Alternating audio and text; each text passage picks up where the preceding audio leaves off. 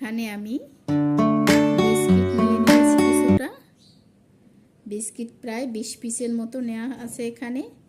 আর এখানে এই রকমের মাঝারি সাইজের 2টি কলা আমি কেটে টুকরো টুকরো করে দেব। আর বিস্কিটগুলো ভেঙে এরকম একটা ব্লেন্ডার জারে দিয়ে দেব। কিছুটা চকলেট আমি টুকরো টুকরো করে চকলেট দিয়ে দিলাম।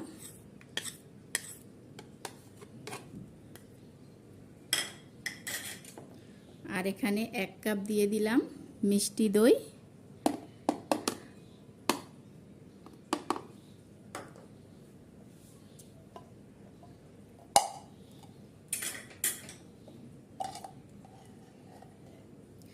এখানে কনডেন্স মিল্ক দিয়ে দিচ্ছি আমি। আপনারা কনডেন্স মিল্কের পরিবর্তে চিনিটাও ব্যবহার করতে পারবেন।